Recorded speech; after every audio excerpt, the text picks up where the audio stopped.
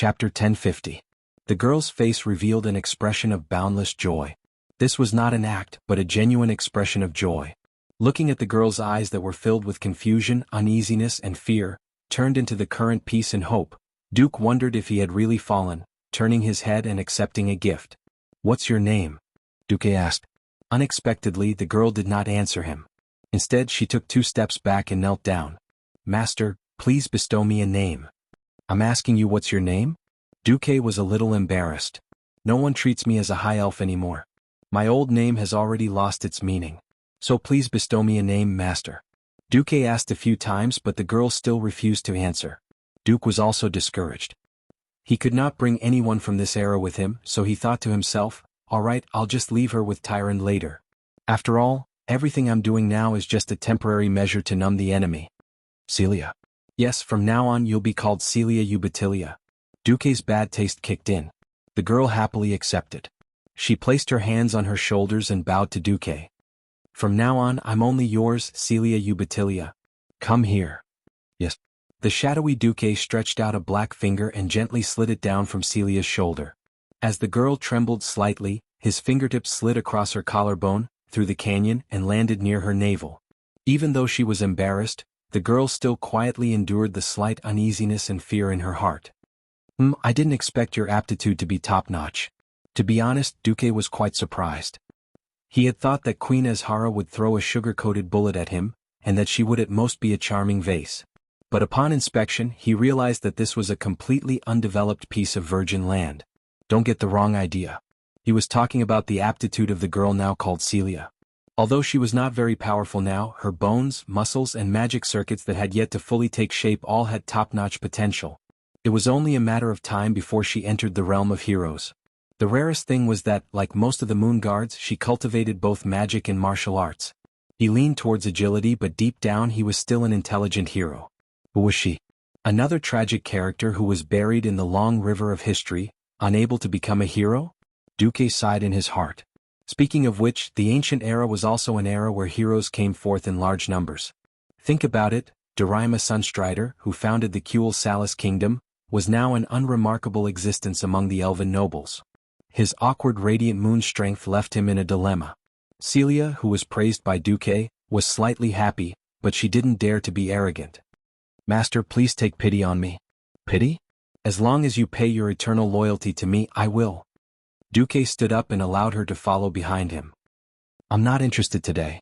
Take care of Tyrant first." Celia's eyes flashed with unwillingness. She was sent by the Empress. Who would have thought that she would have to serve a captive, a slave-like existence? However, she adjusted her attitude very well. She was already dead in the past. Now she had to hold on to Duque's thigh tightly. When Duque returned to his side palace, Tyrant was furious. She cursed in her heart, "Du Kong, you bastard. You just took me last night, and now you're going out for a change." She knew that she didn't love this man, but she couldn't help but get angry. Du Kong had been implicated. Last night, during the intense battle, Duque had followed history, and called himself Du Kong to Tyrant. And now, unbeknownst to Du Kong had been implicated. Whoosh! Weinzig Du's coffin couldn't hold on any longer. Duque had no idea, master of the infernal tunnel, she is? Tyrant pretended to be calm as she asked. "Celia, the dancer that Queen Azhara gave me. However, she's now my maid. From today onwards she will serve you." Celia came up and bowed respectfully. Tyrant's eyes twitched and she felt a sense of relief. "It seems like this bastard still cares about my feelings." "Tyrant, endure. You have to endure." All of this was a personal sacrifice for the sake of destroying the Burning Legion. As long as they could destroy those demons, they would be able to avenge their comrades. Furthermore, this was something that even Elun had agreed to. This was the will of the goddess. A woman's thoughts were very subtle. In a situation like this, Tyrant unconsciously treated Duque as her greatest support. At the same time, her righteousness drove her to do all sorts of things that she didn't want to do. This was especially so when Duque brought back an elven girl who was as beautiful as her. This made Tyrant feel even more threatened. After a night of interaction, she had a deep understanding of the two sides of Duque. At this moment, Duque's will was undoubtedly good. However, in order to hide in the Burning Legion, he had no choice but to keep a large amount of dark energy in his body. Even if this was for the sake of a noble goal, she found that the darkness was still quietly devouring Duque's soul. This was a very bad sign. If Duque really fell, she would also be consigned to eternal damnation. What was more terrifying was that it could lead to the destruction of the world of Azeroth. Glancing at the elven girl called Celia, Tyron shyly approached Duque and whispered into his ear, "I will try to like you during this period of time, bastard." Duque smiled bitterly. Of course, during this period of time, was referring to the Burning Legion's destruction. Fine, you can do whatever you want. A pure white dress wrapped around Tyron's well-built and voluptuous body. She did not twist her waist or strut around in a lotus position. Just the way Tyron walked naturally to the center of the palace gave off a strange sense of holiness. She gently took off her boots, revealing a pair of long legs that could easily rival most human women in seconds before Duque's eyes. In the next moment, the solemn priestess aura disappeared. What was left was a never-before-seen charm that only a mature woman could have. It was a strange scene. Without any accompaniment, Tyron danced elegantly and gracefully, her body moving up and down. She displayed her energy and passion to her heart's content, but the way she looked at Duke was incomparably complicated. Resentment, faint hatred, and a hint of submission. Unknowingly, the song ended. Duque had already carried Tyron to the sofa and started groping her to his heart's content. Tyron had no choice but to give in. She closed her eyes but did not resist Duke's advances. At this moment, Gemini's voice suddenly came from the entrance of the palace. "Oh, infernal emissary, let me introduce you to a strong Kaldorii who has joined the army, Illidan Stormrage." When Tyron's eyes met the familiar amber eyes, Tyron felt as if the world was ending. Chapter 1051. Time seemed to have stopped. At that moment, Tyron could no longer be described as sexy or seductive. On that priestess' face, there was confusion and pain, but the redness was the main theme. Tyron gave in and allowed Duke to do as he pleased. Everyone could see the two black claws digging deep into her white dress from the entrance of the hall. This beautiful face that seemed to have sunk into depravity was simply captivating at this moment. It was so captivating that one wouldn't even want their own life. Of course, this was only for neutral males. For Illidan, who was deeply in love with Tyron, this was like a bolt from the blue. All kinds of scenes from when he was young to now, the little things that happened unknowingly, and the warm and ambiguous scenes all appeared in front of him. Idiot. My future partner will definitely be an indomitable hero. I'm ignoring you. Fragments of Tyron's voice from thousands of years ago rang in his ears. The words of a child, a teenager, and a young man rang in Illidan's ears. In his trance he even had the illusion that it was deafening. The shocking scene in front of him made him dizzy, and he could not open his eyes. What made him collapse the most was that he saw his own image on this human-shaped demon that was filled with dark energy. It was as if he saw himself, Illidan Stormrage, who was enjoying his beloved Tyrant, and not the high-tier Void Lord Infernal Lord that the twins of Eridar had introduced to him with a wicked smile. For a moment he almost wanted to pull out the two warblades of Azeroth on his back and kill this bastard who dared to defile the goddess of his heart. He really wanted to. He really wanted to. Fury erupted from the depths of his soul like a volcanic eruption. In an instant, it filled his limbs and bones, seeping into every blood vessel and every cell. He wanted to explode.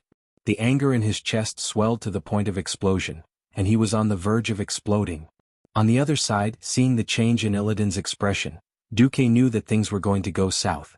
In the original history, it was Illidan who sacrificed himself and pretended to defect to the enemy in exchange for that rare opportunity.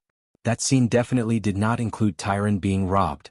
Perhaps he had prepared himself mentally before coming here, or perhaps he was prepared to sell himself in exchange for Tyrant, who should still be under the protection of Elune. According to the script of history with Sargeras's appreciation, he might really be able to do it. Unfortunately, everything was a mess. Because of Duque's transmigration and the arrival of Gemini. For Illidan, the test was more than twice as difficult.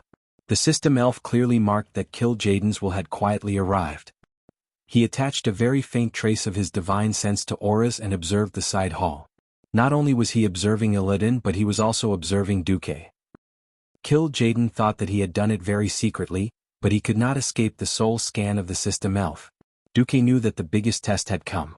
As long as he passed this test, he would be able to completely control the portal and work with Illidan to destroy the Burning Legion. If he couldn't pass, everything would be over. Suddenly he couldn't help but laugh bitterly in his heart. Spying really wasn't that fun. Since ancient times, Many undercover police officers had lost themselves after completing their undercover mission. Years of being behind the enemy lines had completely changed their habits. Other than waking up every morning and telling themselves, "I'm a soldier, not a thief," there was no one who could help them. In fact, after completing their mission, most undercover officers ended up in a miserable state. Being undercover for years was a small matter. Many of them were forced to become addicted to drugs. Even if they quit, they could no longer be police officers. The bitterness of being undercover. Who knew? Who knew? Duque looked up 90 degrees to the sky in his heart, and 2 streams of crocodile tears flowed down. *CK. Don't blame me. If you want to blame someone, blame that bastard Nosdormu. He could have just thrown me into the Grey Valley in the future. I will definitely do my best to wave the flag and cheer for everyone in every battle. I will be the most outstanding hooligan and survive the ancient war. But he threw me into the twisting nether and almost killed me. I was just trying to protect myself. Yes, it's the demons who forced me. It's the goddess of fate who teased us. It's this shameless world that didn't give me a way out. At this moment, even Duque had no choice but to give up. Tyron was thin-skinned after all.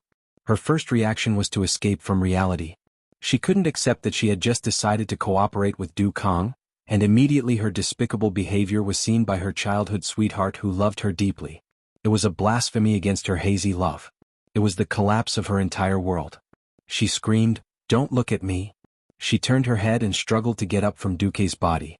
Duque made a decision. "You don't deserve to look at my woman? How domineering. Come on." Duque directly used his ultimate skill. Mind Blast, that was 100 times stronger than before, was instantly released.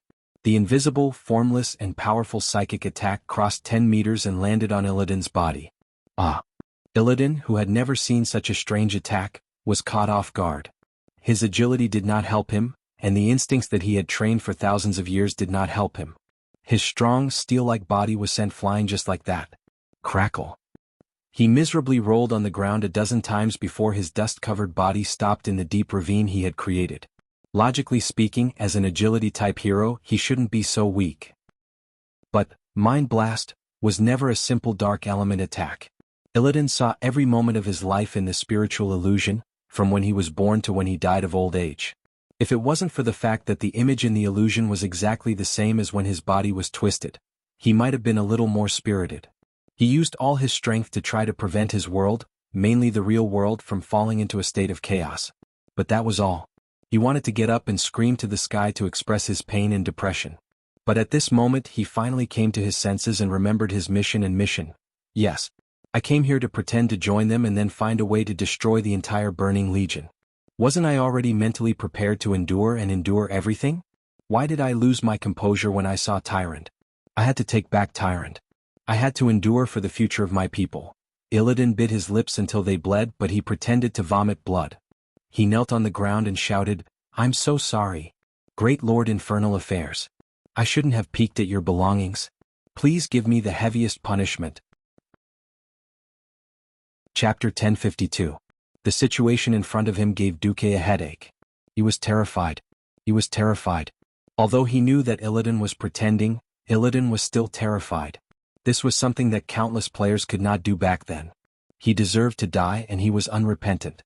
This was the impression that most old players had of Illidan. Perhaps in the later versions, Illidan would be cleared. But until Duque transmigrated, Illidan was that miserable, pitiful, and hateful guy. Regardless of whether he was redeemed in the later versions, one thing was for sure. In the end he never got Tyrant. Mysticism could not save the innocent, and money could not change one's fate. This was the case for black people like Illidan. Even mysticism could not save this African chief. Even if he went to the goddess of fate to buy money, he could not take away any of the cups and cutlery on his bitter coffee table of fate. So after thinking for a while, Duque decided to let Illidan be black all the way. Tyrant, whose power was sealed, did not have much strength. Although she struggled hard, Duque still grabbed her slender and flexible waist tightly, displaying the aura that an evil Void Lord should have. The surrounding air was quickly dyed black, and the surging and overbearing dark power instantly became the only main melody within a radius of a few hundred meters. Duque's power was so amazing that not only Illidan, but even the Eridar twins beside Duque were a little surprised. You're Illidan, right? Do you like Tyrant?" Duque's lips curled into an extremely evil sneer. It was a sneer that would kill at the slightest disagreement. It was a sneer that looked down on all things and the gods. Illidan had killed 2 demon lords before, but he had never seen such an unfathomable and terrifying existence like Duque. Under this terrifying pressure that had materialized, bean-sized beads of cold sweat appeared on his forehead. Tyrant, who was tightly held by Duque, was also frightened and did not dare to move any more. She was afraid. It wasn't an act, it was real fear. She naturally knew about Duque's grand plan, but no one had promised her that for the sake of destroying the Burning Legion, they would not crush those who stood in the way of this grand plan, even if these were the childhood friends she valued the most. In order to save this world, both she and the moon goddess Elun were doing their best. Even if she prayed to Elun, Elun would definitely not support her and ruin this great plan of destruction in order to protect her childhood sweetheart. Tyrant felt as if she had fallen into an icy abyss. No. Infernal affairs. I beg you, don't hurt Illidan. He's my childhood friend. That's all. He didn't mean to offend you, he's already kneeling. Tyrant trembled. Duque didn't want to be such an evil person. The problem was that Kill Jaden was watching. If they jumped back to the loyal ministers now, not only would they all be finished, they wouldn't even be able to escape. In fact, he was crying in his heart. On the surface, Best Actor Duque's gaze was sharp. Oh, that's good. Didn't you swear to give your all to me? Prove it to me. Show him. This time, Tyrant felt as if she had been struck by lightning. She looked at Illidan one last time and accepted her fate in despair. I'm doing this to save Caldoria, save Azeroth. Forgive me, Illidan. Watching Tyrant slowly offer her lips and allow the black figure to desecrate her body, Illidan's face was full of bitterness. His mouth tasted like sh*t. He didn't know why things had turned out this way, but the grievance and anger in his heart almost burned his brain. In the end, Illidan could only deeply bow his head. Duque was also very annoyed. For the first time in his life, he had become a great evil person. Even when he was unwilling, he wished that director Nozdormu would suddenly jump out and yell for the camera to stop. What happened to the cut? What happened to the reshoot? Nozdormu, come out and die. I'm not going to act anymore. Duque had tears in his heart, but he had no choice but to continue acting. As if savoring the sweetness on his lips, he smacked his lips and laughed maniacally. Ha ha. Do you see this? Illidan Storm Rage. This is power. Only power is everything. As long as you have power, you can obtain anything you want. For example, women. For example, reputation. For example, conquest. So what if you're not satisfied? So what if you're angry? You want your lover back? You can beat me first. I don't dare. I don't dare. Illidan deeply bowed his head. Ah, you don't dare? You just don't dare to say it out loud, right? Duque laughed coldly. I really don't dare. Illidan's head was even lower, completely sticking to the rubble on the ground. His forehead hurt from laughing so hard that it hurt. Suddenly, all the pressure vanished into thin air. The cold smile on Duque's face did not change. It doesn't matter. In the face of absolute power, all lies and disobedience are just fleeting clouds. I don't care if you're sincerely convinced or not. I'll still say the same thing. If you have the power, take it yourself. If you don't, then kneel down and lick my boots. Maybe when I'm in a good mood and tired of playing with your tyrant, I'll give it to you. Illidan's body trembled. Was it shock? Anger? No one knew. Maybe it was both. At this time, Duque looked at the Eridar twins who had been watching the show. Enough of you. Don't try to test me in the future. I'm not as good-tempered as you think I am. Yes, sorry. The twins laughed sinisterly. Duque said, since he claimed to be here to join the Queen and serve our leader, then let's report this to His Majesty. Then let's report it to His Majesty Sargeras. Maybe His Majesty will like it. After all, he's the first person on this planet to join our side after the war. The twins nodded. Duque could clearly feel Illidan's resentment, but he didn't care. As long as Illidan could get the demon's soul, he didn't care if Illidan lived or died. Duque really didn't want to care about what would happen in 10,000 years. As long as he crippled the Burning Legion, he didn't care if there was another Illidan in 10,000 years. You've angered me. Believe it or not, I'll really join the Burning Legion. With that, Duque brought Tyrant back to the side hall. When Salagia obediently closed the door for Duque, Duque's actions suddenly became rough. Oh, what are you doing? Kill Jaden was watching them from afar. Tyrant knew that. She also knew her mission, but her feelings were still rejecting Duque. The next moment she was shocked to see the darkness in Duque's eyes. It was obvious that if she continued to resist, the darkness might really devour Duque's rationality. Tyron finally realized the danger. If she continued to provoke Duque's negative emotions, perhaps Duque would become a Void Lord before they could complete their plan. Sigh. Tyron sighed softly. She used herself as a sacrifice and quietly devoured all the sharpness of Duque's godly sword. Chapter 1053. Tyrant Whisperwind was jolted awake from her nightmare. She had forgotten most of what had happened in the dream. What she could remember was that the moon goddess, Elun, had been embroiled in a terrible war. Her mount had been fatally wounded and flung her off its body.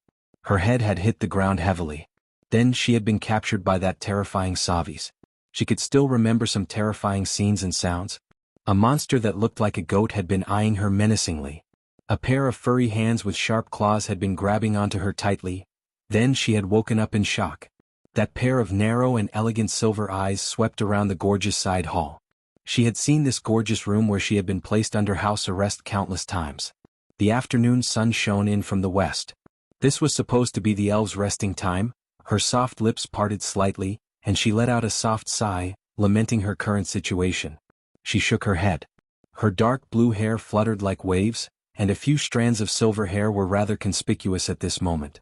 She propped herself up from her prone position, and the silky blanket slid down her body.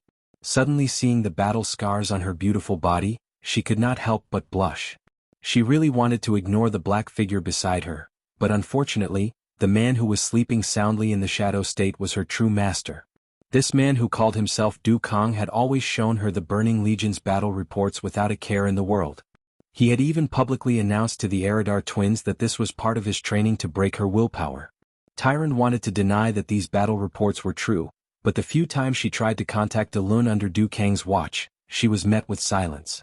All Elun could give her was meaningless consolation and urging her to carry out her plan. Du Kang had even tried to contact Malfurion's soul, which had always been blocked. In the end, Malfurion had also made her believe in Du Kang. Tyron was afraid that she would not be able to hold on any longer. She did not know when the so-called plan would succeed. She only knew that she was sinking step by step, even if it was in the name of justice and righteousness.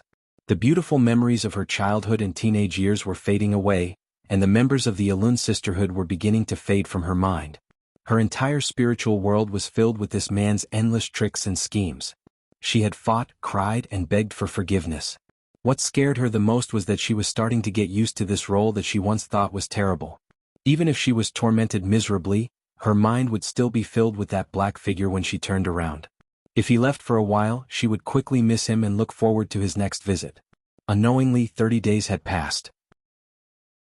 Tyron was shocked to discover that the luckiest thing between a man and a woman was to have the person you loved love you, while the luckier thing was to have someone who loved you but you did not love him.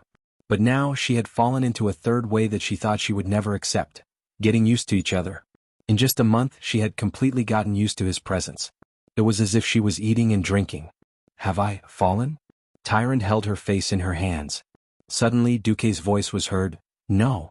This was just a nightmare. The dream will eventually wake up. However, whether what is unfolding before your eyes is a return to the ordinary daily life, or a reality that is even crueler than a nightmare, depends on our efforts. Tyron felt a sudden surge of warmth. How ironic.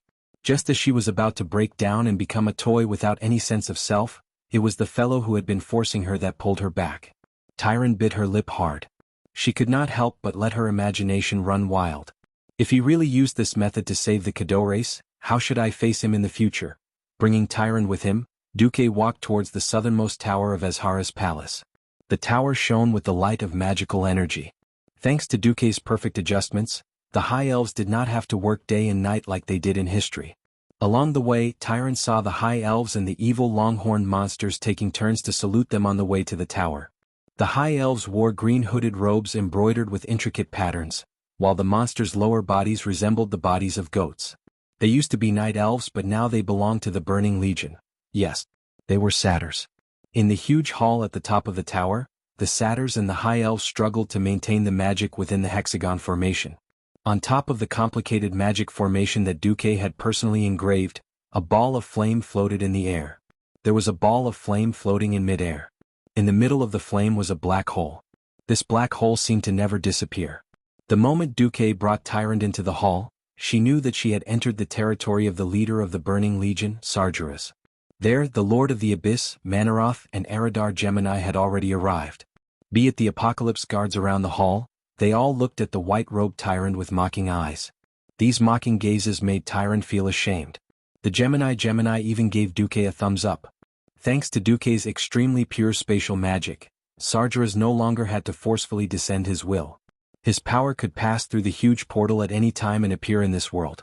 The only flaw was that the portal was still not large and sturdy enough to allow Sargeras to pass through. "Can I come in?" A voice that made Tyrant's body tremble came from the entrance of the hall. Duque nodded. Manaroth immediately roared, "Come in." If not for Duque and Tyrant, Illidan would undoubtedly be the smallest. This time, Illidan was obviously prepared for anything. Even when he saw Duque, he could still greet him in a formal manner. However, no one knew what was going on in his amber eyes. Tyrant looked at Illidan, her mouth twitching, but she did not say anything. No one made things difficult for Illidan because he was the main character today. The deep portal suddenly fluctuated, and in the next second, a mysterious power suddenly filled the hall. This mysterious power came from the distorted void in the distance. Sargeras's huge shadow suddenly filled the huge hall that was more than 30 meters tall. His booming voice rang out immediately after. "You're Illidan Stormrage, the one who proved your loyalty to the army, the one who could do what others could not?" Illidan bowed his head deeply to show his respect. "That's me. As a mortal, you are very powerful." Sargeras spoke from another world. After a moment of silence, he said, "But your strength is worthless in my eyes," Illidan said coldly. "Perhaps I can make His Majesty descend upon Azeroth." Chapter 1054. The hall fell into silence once again. As the minutes passed, Manaroth became restless. He had never seen Sargeras so quiet. Sargeras finally opened his mouth. "Let's hear it."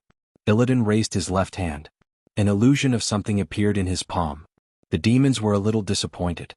Illidan had only shown an ordinary golden disc. This traitorous mage went straight to the point. "This is my method, Soul of the Dragon." Every demon overlord's expression turned cold. This was especially so for Manaroth. He had personally witnessed its violence and felt its immense power. Relying on this divine weapon, the Dark Dragon King easily wiped out an entire elite demon army of tens of thousands of demons. Even the surrounding night elves that were twice the number were affected. The Deathwing, Nisario, stirred up chaos in this world, and even chased the other dragons away when they tried to stop him. It turned out that everything originated from this inconspicuous disc. Although His Majesty has never descended into this world, I'm sure you've seen its power. Illidan continued. You definitely want to take it for yourself. Yes. Sargeras was honest. But you never thought that it could help you come to this world, right? Illidan's voice was full of temptation. Sargeras didn't answer this time. Silence was the answer. Manaroth snorted. Illidan was no doubt shrewd, cunning, and selfish. The Burning Legion had long coveted this artifact, but it had always been in the hands of the Black Dragon King. When the demons could finally gather their strength to hunt down this fallen dragon aspect, they missed the opportunity because they were busy dealing with Illidan's kin. Infernal Portal, what do you think? The leader of the Burning Legion suddenly turned to ask Duque. Your understanding of teleportation magic surpasses all the warlocks in the Legion. Duque bowed humbly. There's no doubt that it has the power to open a portal. If it's ours? In less than a second, Duque changed the topic. He stared at Illidan maliciously and said in a serious tone, but if the power of the dragon's soul is too great and not controlled well, it may blow up the portal and even the entire well of eternity. This second was so long that Tyrant and Illidan felt like they had been tortured for a century. Illidan was terrified. How could his crazy plan be seen through by this terrifying lord who stole his lover? Tyrant fell into despair. Duque, have you really fallen? You're actually so considerate of the Burning Legion? It was as if Tyrant could foresee her hopeless future. Watching his compatriots being annihilated, watching his beloved forest being burned to the ground, no, not just the forest, perhaps the entire planet Azeroth would be destroyed. Almost as soon as Duque finished speaking, the Eridar twins and even Sargeras nodded slightly. Manaroth couldn't wait to laugh. He was looking forward to Sargeras punishing Illidan, because this skinny elf was obviously up to no good. Just as everything was about to be decided, Duque changed the topic again. Of course. If that dragon soul is really that powerful, I strongly suggest that we upgrade the usage of this thing. Upgrade? Sargeras was surprised. Duque raised his two fists. A one-way portal will never be stable enough. The more powerful the being, the more power is needed to pass through the portal. My lord, think about it. If only Azeroth has the power of the Well of Eternity and the Dragon's Soul, and the Twisted Nether has nothing, would it be balanced? Your suggestion is, it's best if the type of magic on both sides of the portal is the same. Since Azeroth needs the Well of Eternity and the power of the Dragon's Soul, then we can build a bigger and better portal in the Twisted Nether to correspond with it. If we succeed, the Burning Legion will invade other planets in the future, and that new portal will also be useful. When Duque said this, the eyes of all the demons lit up. Duke continued, before we open the largest portal, we can try to see if we can bring the giant dragon's soul through the portal, or we can directly transfer part of the giant dragon's soul as power to the warped void portal. Duke began to narrate the plan he had come up with on the spot. All the demon lords, including Sargeras, were mesmerized by the story. What? That's right. As early as 10,000 years ago, the Burning Legion already had interstellar battleships. Doesn't it sound very classy? It felt like using a laser weapon to beat a primitive man with a stone axe. Was it a one-sided beating? That was wrong. The Burning Legion was actually a bunch of idiots who only knew how to use a small portion of the functions of the interstellar battleships. Duque secretly asked, and it turned out that those interstellar battleships were actually stolen by Sargeras from the Pantheon. Unfortunately, Sargeras' original body was full of combat talent, and had no talent in science and technology at all. As a result, a large number of high-tech battleships were used as landing ships. The most common way for the Burning Legion to use interstellar battleships was to directly aim the bow of the battleship at the ground, stick it into the earth like a fallen tree, and use the battleship as a landing ship while blasting the earth's crust. Or, in an extremely tasteless manner, they opened the portal of the battleship and used it as a landing portal after landing. Then, nothing. The fools of the present had not figured out how to use the demonic cannons that ruled the Azeroth 10,000 years later. Well, Sargeras was illiterate. Naturally, it made the demons below miserable. Jaden was extremely smart, but he was a schemer, not an inventor, and definitely not a time traveler. He didn't have the ability to invent a whole set of scientific theories from scratch, especially physics and space theory. After all, this group of guys was too violent and didn't want to improve. They would kill all creatures of the opposite sex at the drop of a hat. Where would there be so many scientists to study and figure out how to use interstellar battleships? The upper and middle levels were like this, and the guys below were not much better. In the end, the entire Burning Legion became an amusing amalgamation of both high technology and primitive abilities. Now there was Duque, the cultured, proven capable and loyal great hoodwinker who said to them, "I'm well read, I won't lie to you." From top to bottom, they all believed him and unanimously approved Duque's Mjolnir portal plan. After the discussion, Sargeras turned to Illidan. "Well, how are you going to offer me the soul of the dragon?" Chapter 1055. Illidan mysteriously took out a black scale. The scale exuded a violent aura, and everyone immediately thought of the cunning Black Dragon King. "I can easily find Nesario." Illidan was extremely determined. Sargeras seemed very happy. "All right. You will be rewarded as a reward for your loyalty to me. However, this will require you to pay a small price." Illidan looked up. For the first time, a trace of unease flashed across his slender face. "My lord Sargeras, it is already my honor to have you personally come to Azeroth. I don't need anyone to help me, is that so?" "But, I insist." Sargeras let out a mocking laugh, displaying the temperamental nature of a demon king. Suddenly, two dark green flames shot out of the portal with a whoosh. The flames were so bright, it was as if two suns had shot out of the darkness at the same time. When Duque turned his head, he used a shadow to block Tyron's eyes. The Void Dukes also dodged or blocked the attack. Only Illidan had nowhere to run. He couldn't dodge Sargeras' spell at all. The flames leaped into his eyes. His eyeballs, one of the weakest organs in the body, suddenly felt a terrible burning sensation. "No!" Illidan screamed in pain. His screams spread throughout the hall and even outside the huge palace. There was no longer any trace of arrogance left on his face, only pain, extreme pain, as if his soul was being burned to ashes. Tyron didn't dare to look. She trembled in fear and desperately covered her mouth, subconsciously looking for comfort. She threw herself onto Duque's back. She thought she would hate this action, but she didn't. Unfortunately, she didn't. She hid behind Duke like a pair of lovers.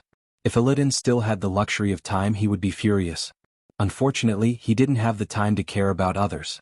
Everyone in the hall watched in surprise as the flames in Illidan's eyes burned brighter and brighter. Sargeras' terrible power pulled on Illidan, forcing him to be tied to a cross and tortured.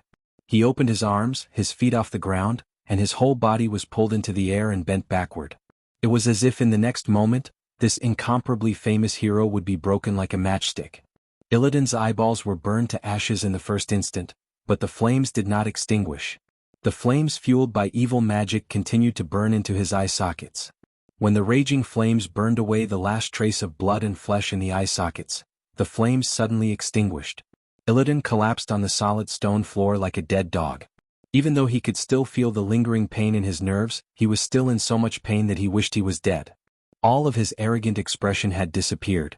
At this time, Sargeras' voice sounded again. "My loyal servant." Illidan obediently lifted his head. His eyes had already disappeared, leaving only 2 empty eye sockets on his face. Only a few wisps of green smoke lingered in the eye sockets like ghosts, neither slowly disappearing nor becoming fiercer. "From now on, your vision is now my vision, Night Elf. The Infernal Seer doesn't trust you and I agree with him. But from now on I think I can start to trust you." Illidan didn't make a sound.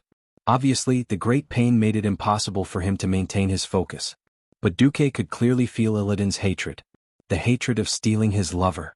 The hatred of destroying his eyes. No matter which one it was enough to make Duque's hatred in Illidan's heart forever. Sure enough, every big boss level demon could be easily fooled. Even though Sargeras had begun to believe in Duque's plan, he still refused to hand over such an important matter to a certain existence. Provoking the hatred between the two would ensure that the two would never be of one mind. This was checks and balances. This was the Demon King's way of controlling his subordinates. Good scheme. Good plan.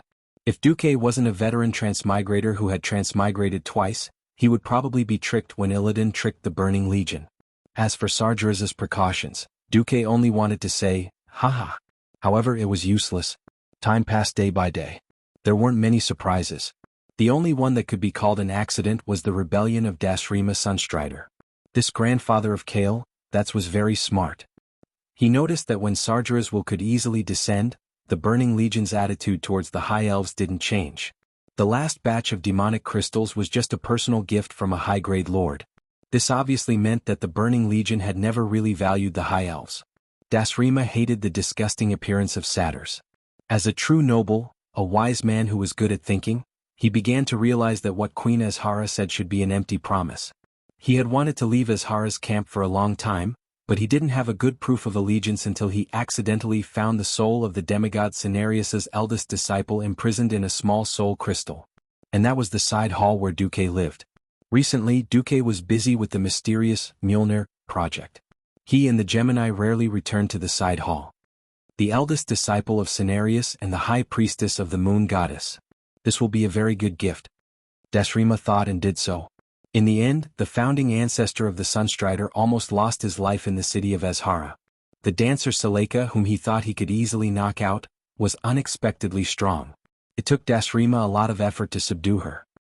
He thought that since he had saved Tyrant in the name of righteousness, the high priestess of the moon god would immediately follow him. In the end, Tyrant screamed as she took out a Spellslayer bow and shot at him, almost nailing him to the wall.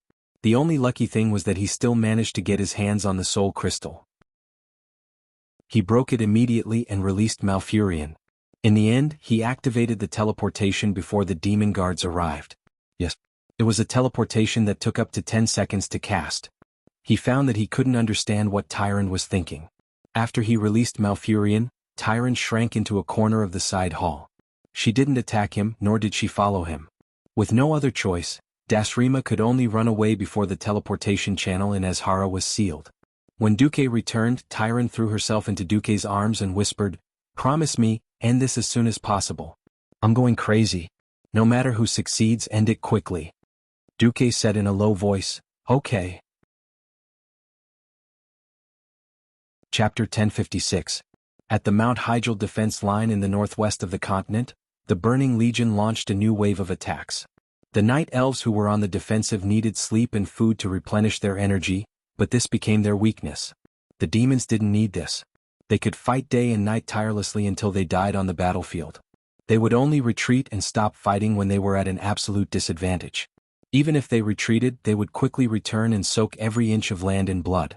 This time, the demons realized that their opponent's strength had increased greatly. Now, the night elves were no longer fighting alone. They had more troops in the battle. The Taurens, dwarves, and other races were like charcoal in a snowstorm, greatly increasing the strength of the defending army. This was also the first time the Burning Legion had suffered a defeat. The demons retreated step by step, and they were less than a night's journey away from the destroyed Surima city. Although they had won many battles recently, Malfurion, who had returned to the allied army, couldn't be happy. This wasn't just because his home Surima had been destroyed beyond recognition by the various battles. His unease came from the new strength in his army. As the leader of the allied army, Distel Starry Eyes, an idiot who had climbed to the position of commander-in-chief after Ravenkay's death, was Malfurion's greatest source of worry. As someone who had experienced the first and second battle of the Dark Portal, the Battle of the Dalajan, the Battle of Mount Hyjal, and many other battles, Luo Ning couldn't help but sigh. Compared to Duque, Distel's commanding ability wasn't even a fraction of Duque's. Duque could combine different races, troops with different weapons, and even armies with different levels of technology into an orderly whole, unleashing the greatest power. Even the logistical supplies that most of the allied commanders didn't know how to do were organized. From killing the orcs to defeating the Scourge army, to taking care of the Burning Legion's demons, the allied army really hadn't suffered any losses. However, the Night Elves didn't truly join forces with other races to fight alongside them. Distel arranged his soldiers to the left and center of the army, while the other races were arranged to the right. The different races rarely interacted and didn't affect each other at all.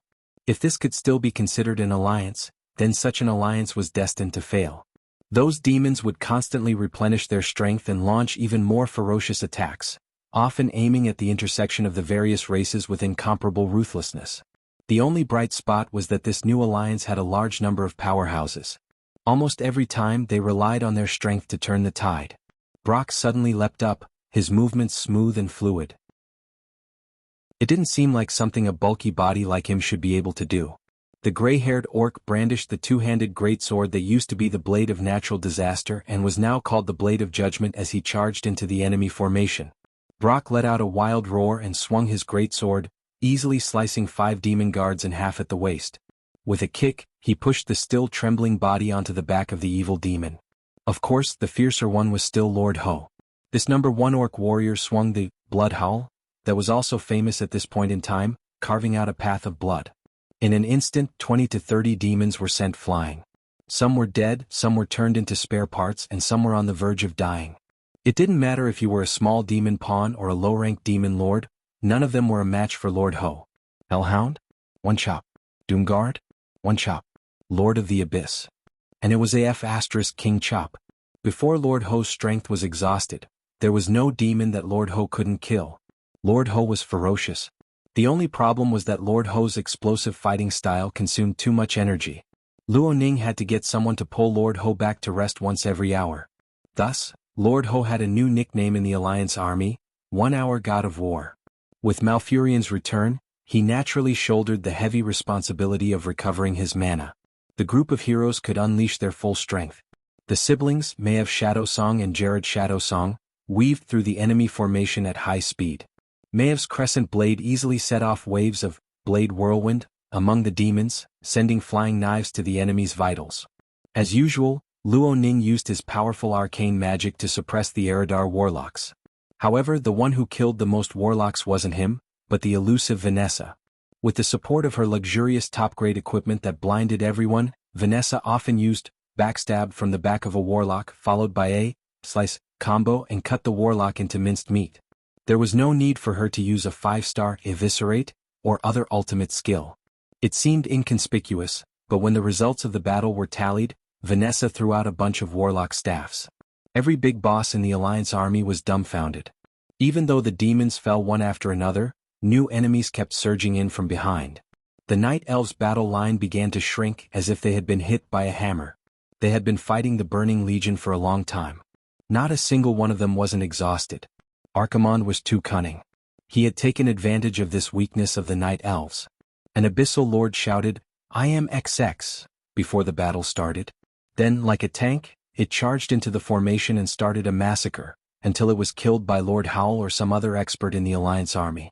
However, not long after, the portal opened again in the Alliance army's sight. An abyssal lord that looked exactly like the lord that had just been killed laughed sinisterly and shouted, "I am XX back." Mortals couldn't possibly know that the souls of the killed demons returned to the twisting nether to be resurrected actually came at a high price.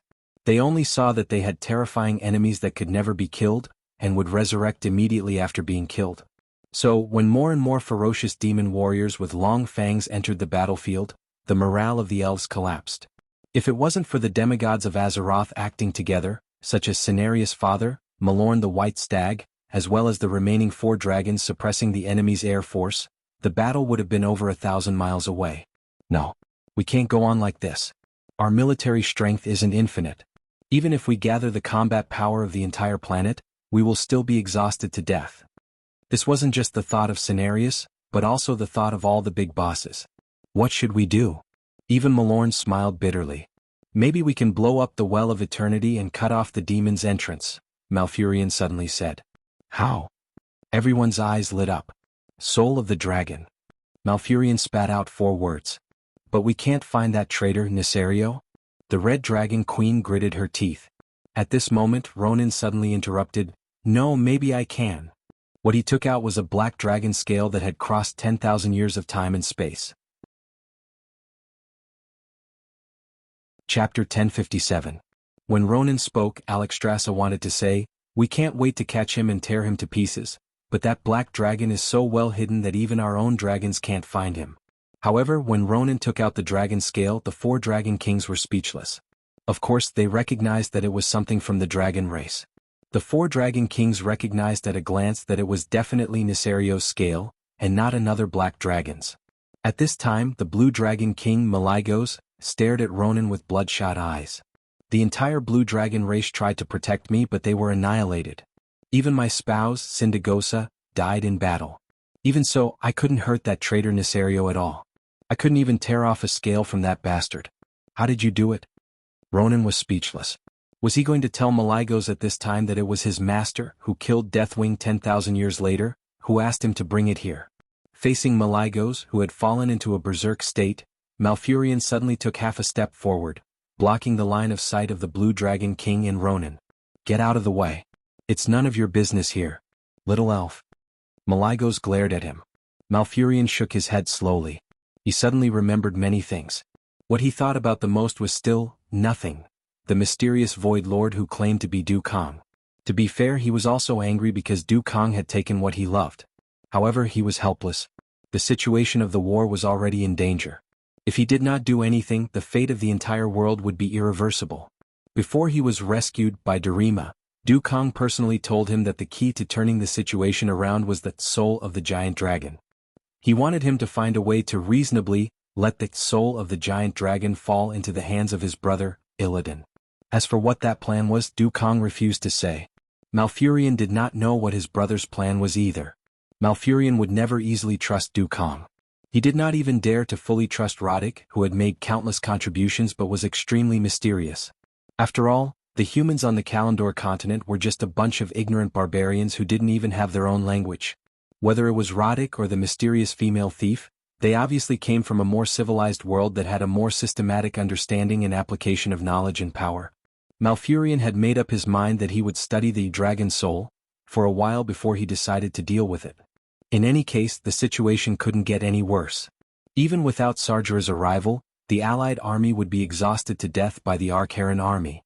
Taking a deep breath, Malfurion held his head high and looked at the sky. We actually have a top-secret plan, and many people have paid a price that even the dragons can't imagine for it. Am I right, Goddess Elun? That's right. The will of the moon goddess Elun descended. I believe in my child, she and he will not let me down. As a true god, the moon goddess Elun's words carried far more weight than those of the demigods present. Since even Elun was defending Malfurion and Ronan, although they didn't know what the plan was and everyone's curiosity was about to explode, no one dared to interrogate the goddess if she didn't say anything. They could only bow in agreement. In the end, the Anti-Burning Legion Allied army sent a small team consisting of Malfurion, Krasus, Ronan, and other mortal powerhouses to investigate Nisario's lair. While Nisario's body almost exploded from absorbing too much power, and he had no choice but to let the goblins inlay a large number of high-strength metal plates on his body to stabilize it, Malfurion successfully stole the dragon soul. No, it should be called the demon soul, now. He also discovered that the ancient gods who had once occupied planet Azeroth and plunged the entire planet into chaos and madness were the masterminds behind Nisario's betrayal. Enzos and the other ancient gods were only sealed deep underground when they were suppressed by the pantheon gods of creation. Unexpectedly, they also took the opportunity to stir up trouble. After Malfurion succeeded, he turned around and left on the spot, wanting to inform everyone of this shocking news as soon as possible. However, this very powerful team was ambushed. The combination of Illidan, Verosin as Hara's guard captain, and the Eridar Gemini had successfully snatched the demon soul from Malfurion. While Malfurion was shocked, he also had the deepest fear of Dukong. This mysterious powerhouse had already planned everything. What could be more reassuring than snatching something from the hands of a mortal enemy? Malfurion was speechless for a long time as he looked at Illidan, who had fallen into a state of madness and had no idea that he was actually a pawn. After returning to Azhara City, Illidan saw the demon soul, being held by the Gemini as they walked step by step towards the teleportation door at the top of the palace. Although he was expressionless, Illidan's heart was pounding. For the first time he didn't want to hand the disc over to a demon. He knelt on the ground and looked up at the voluptuous and flirtatious Gemini. He gritted his teeth and said, "My lords, compared to you, I can use the magic in the masterpiece of the Black Dragon more freely. With the gift from my master, I now know it like the back of my hand." To strengthen his persuasion, Illidan lifted the hood over his eyes. The Eridar Gemini saw his eyes and couldn't help but frown. But who was the Gemini? Kill Jaden's deputy, one of the most cunning existences among the demons. The Gemini smiled. "What you say makes sense, but it's meaningless. But our great Lord Sargeras is the true owner of the disc. Shouldn't he be the one to decide who uses the disc and strengthens the teleportation door here?" The Gemini's words made sense, and Illidan was actually speechless. Through the dark teleportation door at the top of the palace, the Demon King said loudly, "The existence that has the right to use this divine item can only be I." Even though he was even more unwilling, Illidan could only follow the other demon lords and bow deeply and kneel down. At the same time, in the distorted void, an incomparably huge rock the size of a moon floated there. This was one of Sargeras' palaces, and it was also the gathering place of the demon army that was prepared to follow Sargeras to teleport to Azeroth. There were thousands of levels in the huge three-dimensional fortress, and each level was at least 20 meters high. Almost every corner was filled with demons who were eager to fight. The total number of demons here was calculated in units of billions. Chapter 1058. This was a terrifying number. Unless a mortal stood tens of kilometers away, he wouldn't be able to see the end of this terrifying army even if he twisted his neck. Think about it. From top to bottom, from left to right, they were all huge, malevolent-looking demons. No matter how you looked, you couldn't see the end. How shocking was this? How terrifying was this? Back then, the Eridar Gemini had shown Tyron such a scene, which caused her to lose control of her heart. If Duque hadn't used his authority as a lord to intercept Tyrant, she might have already fallen into the hands of some extremely vile demon lord and become a broken slave, or even be tortured to death. Obviously, Sargeras didn't even need to come personally. As long as these demons all threw themselves into Azeroth, they would be overwhelmed by their absolute numbers, be it dragons or demigods. Beside the mountain-like Sargeras, there was a floating magic platform in the air. After the seemingly insignificant Duque did a series of operations, he bowed to Sargeras and said, "Your Majesty, everything is ready." What appeared in front of Sargeras were 12 huge artificial satellites, each with a diameter of 100 meters. These magical creations were created by all the Eridar warlocks in a short span of 2 weeks. They were far more complex than any Eridar warlock could imagine. Sargeras had secretly ordered the Eridar warlocks to keep an eye on Duque, but the warlocks soon gave up. Their level of magic was too primitive. Duke had only used a few common magic formulae from the later generations, along with a bunch of side magic circles that were supposed to increase stability, but were actually used to confuse the line of sight. He was able to fool the Eridar warlocks who were in charge of inspecting the magic circles. This is fixed point strengthening. Magic will weaken in the air, understand? It won't weaken? Why can't your shadow arrow hit the opposite planet directly, but only 30 or 40 yards? This is an automatic control circuit? Once the magic node runs out of magic, this light will light up. Then we will replenish the magic here. Is this a magic ballast that can stabilize the output of magic power? As an engineering student who had studied automation, strong and weak electricity, Duque used a whole set of physics and engineering knowledge that could not be applied to the field of magic to fool people. Every time he tried to fool someone, he would be an idiot. Many Eridar warlocks even ran over eagerly to become Duque's disciples. Just bluffing wasn't enough. The Burning Legion was the most simple and violent place, and all that mattered was the results. Duque's dimensional gate was indeed effective. When Duque said that he was ready, Sargeras began to travel through the void and absorb mana from Azeroth's demon's soul. Even though it was slightly contaminated, the dragon aspect's power still originated from the creation titans of the Pantheon. The power they used was completely different from the dark energy that destroyed life and extracted the power of the planet. This was a power that the Pantheon Temple had obtained after tens of thousands of years of traveling in the universe and modifying it countless times. It was the most suitable and widely used power for traveling in the universe. Usually, power would be greatly depleted after teleporting a short distance. But the power of Demon's Soul was different. Even if it traveled through the void for who knows how many light years, under the control of Sargeras' will, most of the magic was still injected into the 12 satellites that Duque had built. Although Duque wanted to name the 12 satellites, Goddess of Twilight's Necklace, it was a pity that the domineering name, Mjolnir's Hammer, was more to Sargeras' liking. According to Duque's bluff, this dimensional gate was the hammer in Sargeras' hand, and he could smash it wherever he wanted in the future. The charging of the satellites that made up the dimensional gate began. The group of demons looked at the readings on the meter that Duque had personally built, and the percentage points rose one by one. After waiting for a full hour, the charging was completed. Duque said loudly, "It's done. Your Majesty. Opening Mjolnir's Hammer will allow your Majesty to reach Azeroth with less effort. But the last layer of the planetary shield will have to be handled by your Majesty yourself. Open the gate." Sargeras' voice rumbled.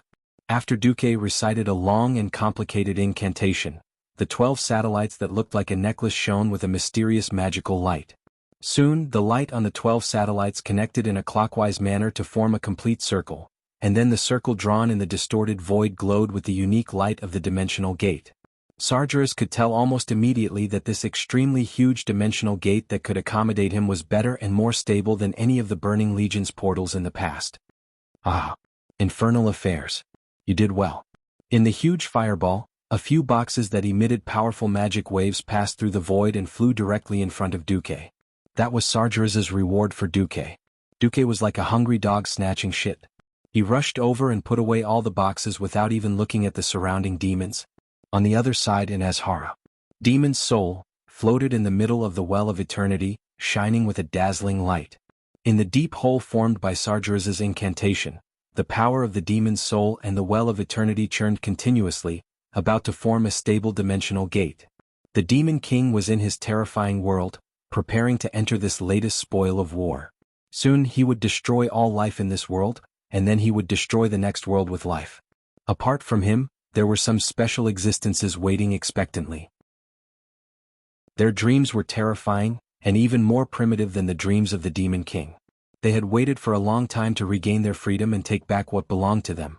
Every time Sargeras strengthened the dimensional gate, they were one step closer to success. With the help of the Well of Eternity, the Demon's Soul, and the powerful power of the Demon King, they could open a window to freedom in the Eternal Prison. Near Surlama, the allied forces that sensed Sargeras' arrival began to panic.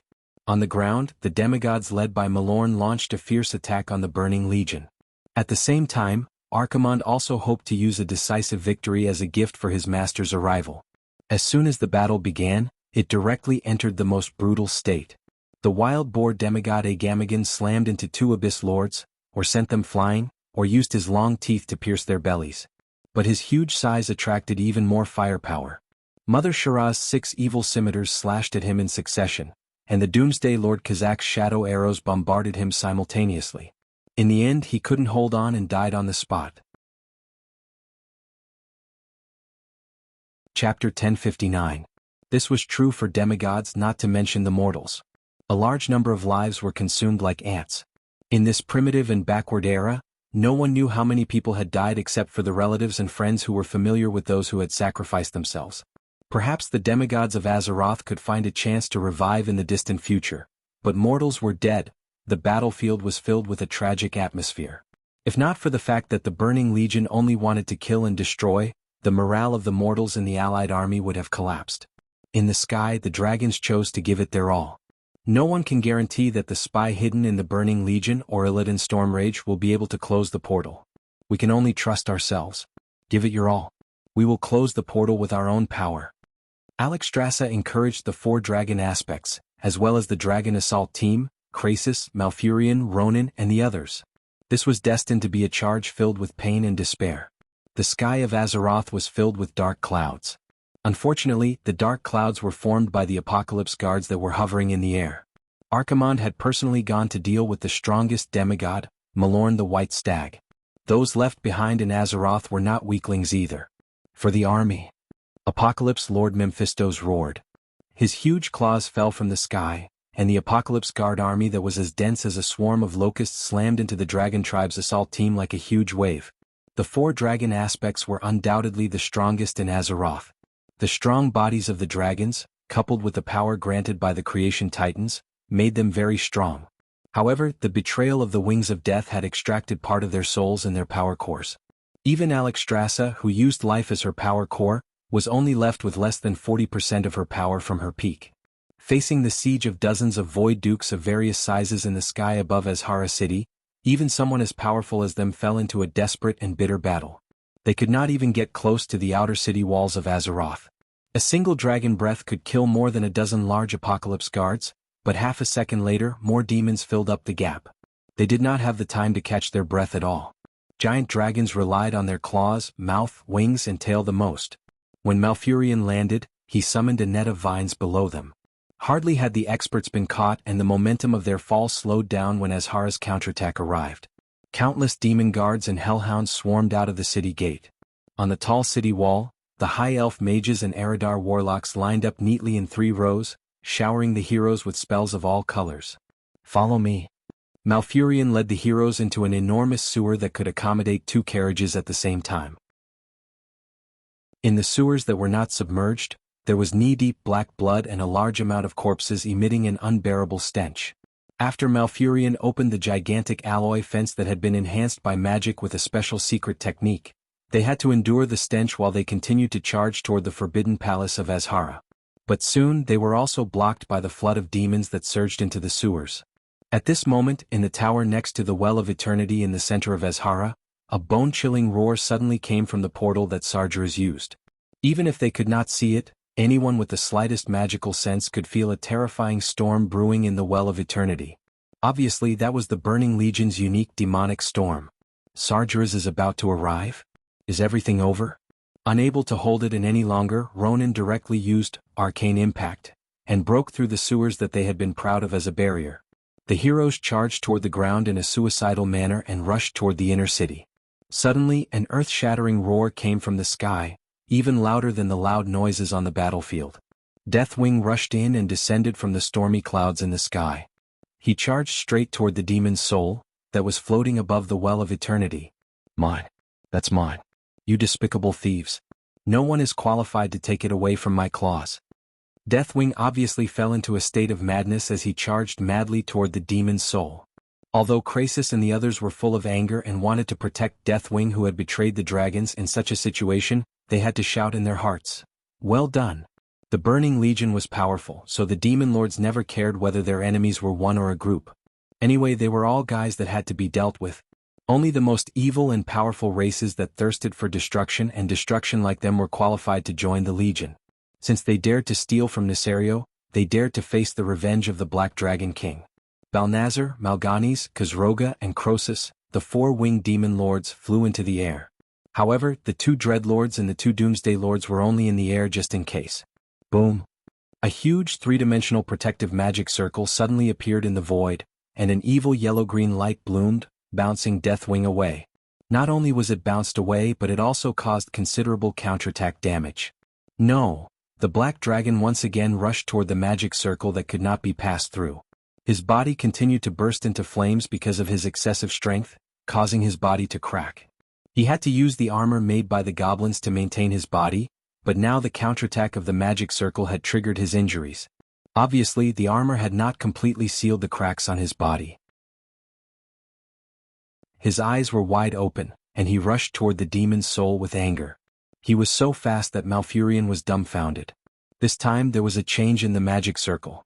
A cluster of green light that illuminated the entire world enveloped the entire black giant shadow. Nesario was tricked and directly suffered a big blow. He screamed and somersaulted at least 5 times in the air. Even the 4 demon lords who had been waiting at the side flew over together, ready to take advantage of the situation. At this moment an accident happened. Deathwing's dragon blood sprayed on the ground. This was originally an inconspicuous thing. Obviously, the Burning Legion did not expect Nesario's dragon blood to be extremely corrosive. Unfortunately, the black dragon blood was poured on 2 of the 6 magic circle nodes, directly melting the Eridar wizard on the node into a pool of flesh and blood. The magic circle collapsed immediately. There was a big explosion. After a series of tremors, the existences of different factions were shocked to see a seemingly slender blue-purple palm grabbing the small demon's soul disc. That was blind, Illidan Stormrage. Chapter 1060. A few hours ago. It was a terrifying day, a dark day where the sun and moon couldn't be seen. Ever since Illidan suggested that he would give Sargeras the demon's soul, Tyrant hadn't been able to sleep. The few times she did, she would take a short nap out of exhaustion. On rare occasions, when she learned that Sargeras was about to obtain the demon's soul, she fell asleep. Unfortunately, she had a nightmare about the destruction of the world. When she woke up, she sensed a man's aura beside her. Malfurion, are you here to save me? Or is it you, Illidan? The prayers of the beauty were destined to go unanswered. Tyrant opened her eyes after passing through the hazy fog, only to see Duke. To her surprise, it wasn't Duke in his shadow form, but a completely normal Duke. Tyrant was shocked. If not for the familiar dark energy around him, she would have thought that he was a different person. Duke pulled Tyrant up and held her by the waist domineeringly. But it was this rough movement that gave Tyrant a sense of security from the familiar touch on her waist. It really was him. Du Kang could actually be considered as a handsome man. No normal woman would like to be wantonly possessed by a pitch-black humanoid creature. It was a terrible experience that challenged the limits of a woman's acceptance. From the initial anger and resistance, to numbness and acceptance, to the current acceptance, to the pleasant surprise after losing hope, Tyrant suddenly realized that happiness could be very simple sometimes. Duque smiled faintly. Tyrant, thank you for your hard work. Today is the day that will decide our fate. I hope that you can come with me and witness the results of our hard work together in this period of time. This proves that all of our grievances and patience have paid off. This is not the will of the goddess. It is purely us. Tyrant's mouth twitched and the muscles on her face twitched slightly. Her exquisite and holy face seemed to be telling Duque that she wanted to be happy, but was also afraid that she would be even more disappointed and hopeless later. It was this incomparably contradictory feeling that made her speechless for a long time. Tyrant was at a loss for words. Come on. Duque did not explain further and entered the shadow form again. Just like that, he led Tyrant through various corridors and doors. The high elves and demons they met on the way all bowed respectfully to them. In their eyes, Duque was a rare, powerful and intelligent technology-type lord in the army. She was different from those lords who only knew how to fight and kill. She was also different from those demonesses who only knew how to scheme but didn't have high combat power. For the time being, this infernal lord was irreplaceable in the army. Thus, even though they considered Tyrant to be the slave of the infernal lord, they didn't dare to slight her in the slightest.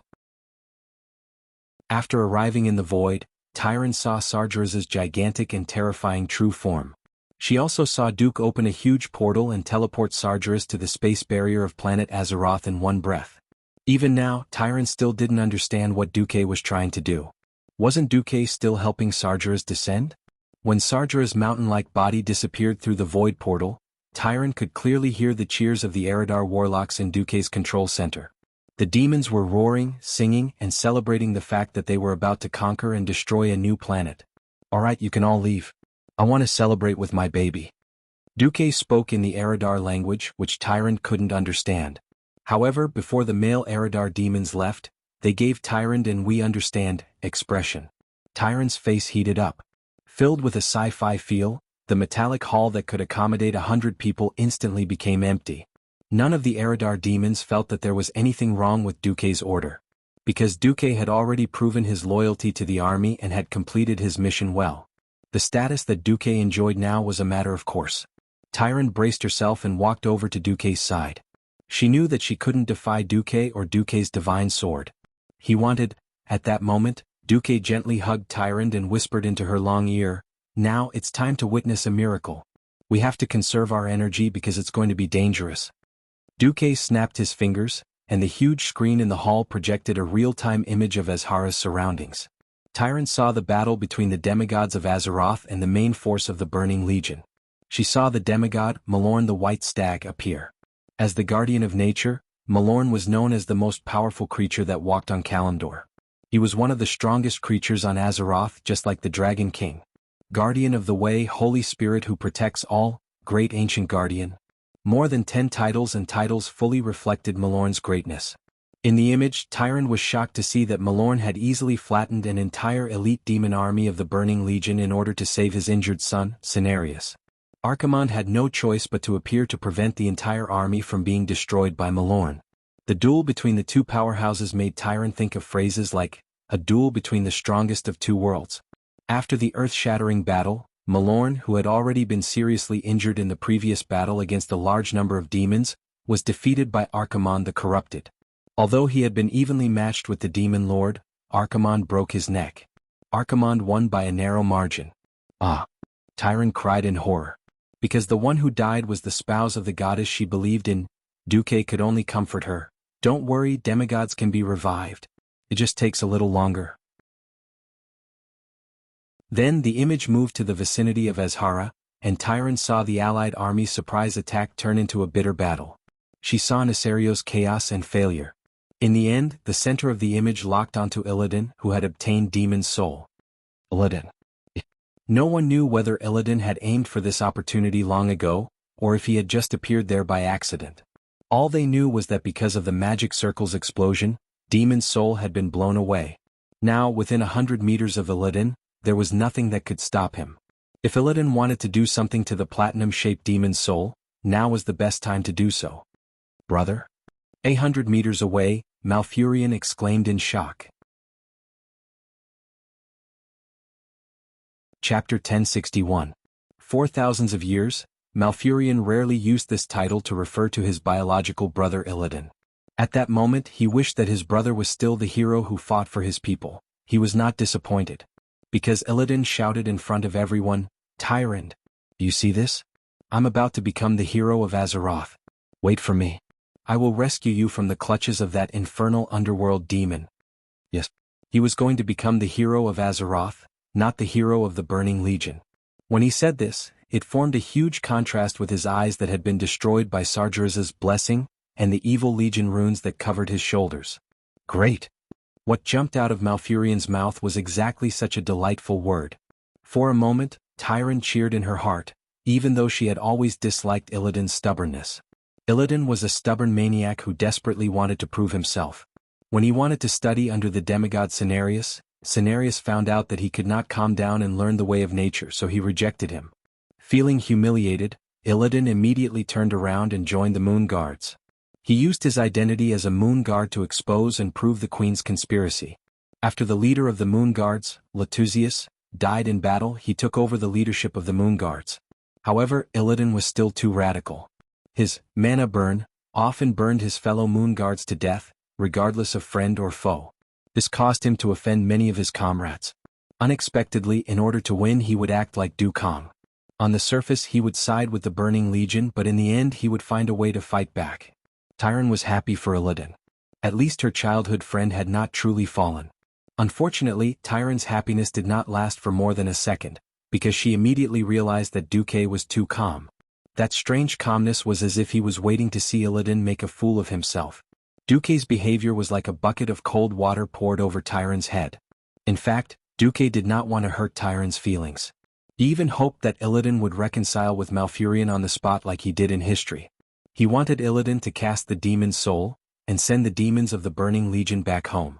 However, dreams were always beautiful, but reality was always so painful. From the very beginning, Duque felt that something was definitely wrong when he returned to 10,000 years ago. With Nosdormu's violent and straightforward personality, he would never do something like throwing Duque into the ancient war to kill him. Therefore, Duque always tried his best to avoid fighting with all his strength. Sure enough, history books were meant to be torn. Right after Illidan's self-expressive, delusional speech, tragedy befell him. "You really are a spy." Sargeras, whose true body was still outside the space barrier, roared angrily. Since Sargeras said the word sure, then he must have a backup plan. The stone under Illidan's feet was suddenly blown away. Even though Illidan was a master of both magic and martial arts, and had amazing dodging abilities, he could not avoid this trap that he had prepared for a long time. An extremely complicated circular magic circle with a diameter of 30 meters suddenly lit up under his feet, and easily caught Illidan. Dozens of large and small demonic giant hands grabbed Illidan's hands and feet. They twisted his entire body backwards and lifted him high into the air. Hee. You're a lowly traitor. Do you really think that the demon's soul was accidentally blown to your side? I lied to you, idiot. See, you've been exposed now, haven't you? One on the left and one on the right, holding the platinum disc from both sides. Of course, it was the Eridar twins. The figures of these two female demon overlords could be seen in almost every secret operation. On the side of Azeroth, almost everyone's heart fell to the bottom. Even Duque's heart skipped a beat. As expected, history had changed greatly.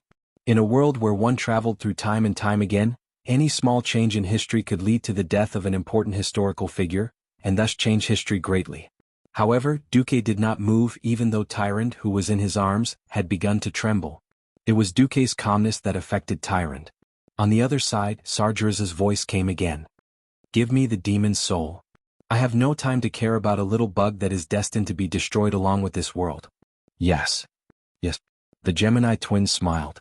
They were very happy. They had helped their master's master at a crucial time. After this, they would definitely be rewarded handsomely. They were already looking forward to what kind of reward they would get. Something shocking happened again. The demon's soul, which was supposed to fly back to the center of the Well of Eternity under Sargeras's power, suddenly fell to the ground. It wasn't just the platinum disc. Even Illidan, who was in the air, and the Eridar twins, who were less than 30 steps away from the disc, knelt to the ground involuntarily. It was gravity.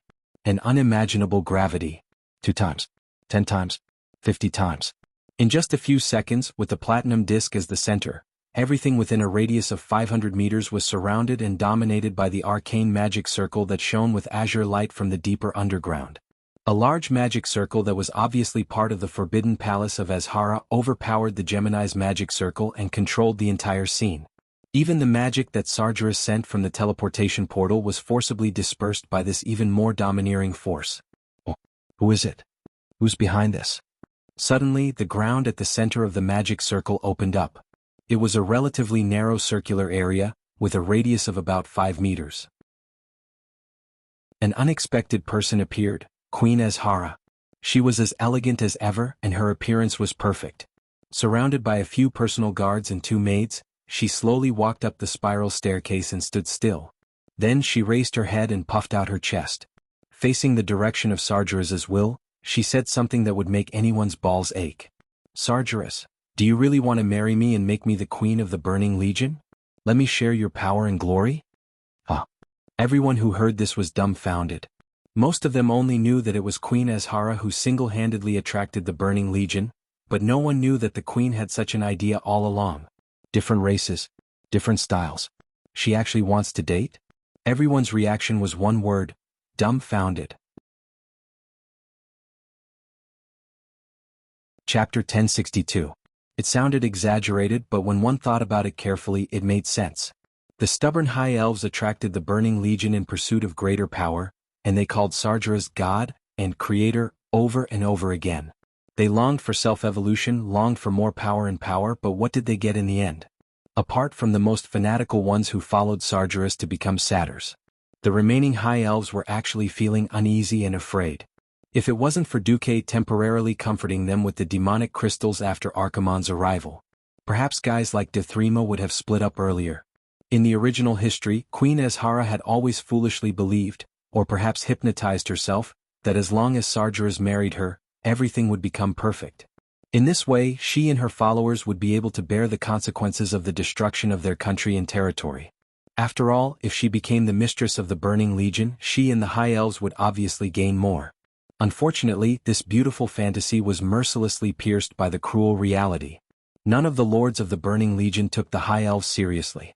If it wasn't for Duque, the lords would even cruelly exploit them, making them work day and night to open the portal. In a sense, the relatively gentle Duque had become the last spiritual harbor of the Queen and the High Elves. It was a certain traitor with bad intentions who told the Queen the truth. The Legion would not look up to a weak race like the High Elves. Either they were more powerful than Eridar in magic, or they were comparable to the Lord of the Abyss in close combat. Since Sargeras betrayed the Pantheon 15,000 years before this point in time, and formed the Burning Legion to dominate the universe, it had been 15,000 years of history, and all kinds of powerful creatures had found their place in the Legion. Basically, there was not much hope for promotion. Only people like Duque who fought his way out could be promoted to a higher position. Just by selling beauty and a planet, she wanted to become Sargeras' wife. What a joke. Of course, Duque didn't tell the Queen directly. He leaked it to Celia when he was bored, like a slip of the tongue. Celia used to be the Empress's maid. She was here to bribe Duque and was also the Empress's spy. Duque was not worried that his words would not reach the Queen's ears. Duque was not afraid that the Gemini would find out and tell on him. After 15,000 years of continuous victories, the entire army was filled with absolute arrogance. Even the Gemini believed that the moment Archimonde arrived, the outcome had been decided. No one cared about the feelings of the High Elves and treated them like pebbles that could be found on the side of the road. Only the Highborn Elves thought that they were gems or something. Because what Duque had revealed was the truth, Queen could no longer deceive herself. She chose to stand up. Even if she had to threaten or make a deal to force Sargeras to marry her, she wanted to complete this political marriage. Of course, Duque was not the only one who made Queen Azhara step forward. Duque used the System Elf scan to find a well-hidden cultist among the High Elves.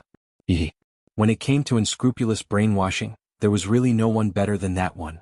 In the end, under the instigation of that one, Queen Azhara activated the inherent magic formation in the Forbidden Palace at such a perfect time and began to force Sargeras to abdicate. Wishes were beautiful, but reality was cruel.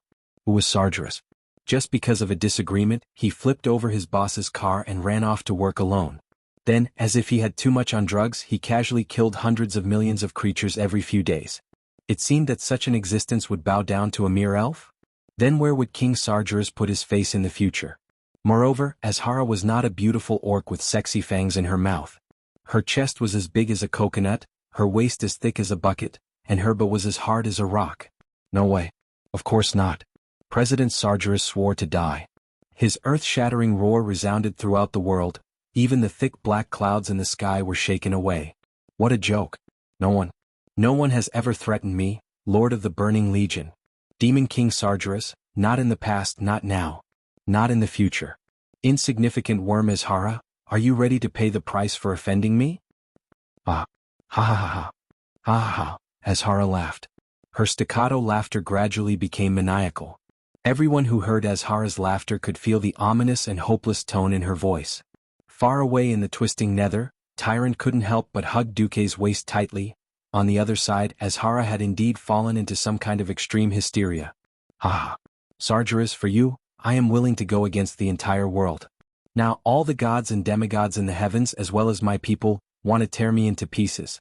You actually dare to tell me that I am threatening you by asking you to marry me? Ah. Ah.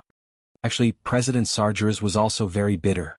Who knew that you, a nuisance queen, would marry him without even seeing him? The so-called sweetness, the so-called endless glory, were all things that you, Azhara, never agreed to. President Sargeras was also furious. His main body was still outside the spatial barrier, and he angrily tore at the spatial barrier while cursing, Azhara. Just you wait, after I enter this world, the first thing I will destroy is you and your powerless and arrogant people. Sargeras, I won't give you this chance. Azhara picked up the demon's soul that guard Captain Verosin had handed over and raised it high. The next moment, as Azhara chanted a mysterious and evil spell, everyone realized that something was wrong. This is... Malfurion's whole body trembled. This was not any language that existed in the world. Tracing back, it could be traced back to the even crazier Dark Empire period. That was the terrifying era when the Kalimdor continent was ruled by the believers of several ancient gods and elemental lords. Out of nowhere, a few consciousnesses descended.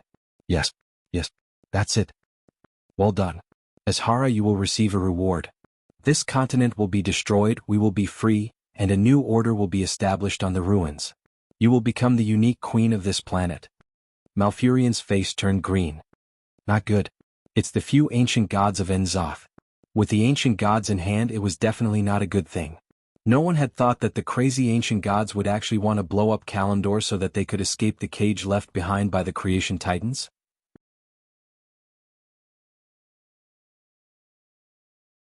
Chapter 1063. Evil light bloomed in Queen Azhara's hands. Beside her were her most loyal servants. They were all fanatics who were willing to sacrifice themselves for the queen. Now they were also kneeling on one knee, watching the queen's actions with fanaticism. Ah! Perish. Sargeras, you ungrateful B*TC. I won't give you what I can't have. Azhara's once elegant face was now twisted with madness. The demon's soul in her hands had the most intense reaction with the well of eternity that originally belonged to her. The black well water suddenly shot thousands of meters into the sky. Azhara city began to tremble. No, the entire Kalimdor continent began to tremble as well. No, someone stop her. In the sky, the red dragon queen Alexstrasza screamed in fear. In the void, the moon goddess Elun did not hesitate to use her divine power to attack Azhara's magic formation with the falling starlight. It was useless. The magic formation of Azhara had been in operation for countless centuries. With the support of the Well of Eternity, it could even withstand divine power at least for a while. You'll regret this. B*TC. In the distance, Sargeras was frantically tearing at the spatial barrier. He was speeding up to enter this world. The teleportation gate in the south of Azhara's forbidden palace had opened slightly, and a hole the size of a fist had appeared. The Demon King's terrifying aura was spewing out from inside. If they left it alone, Sargeras would be able to come out with time. At this moment, a slim female figure suddenly appeared behind Queen Azhara.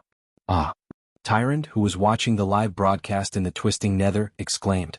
Unexpectedly, Duque nibbled on Tyrant's earlobe and whispered, "She's my servant." Yes.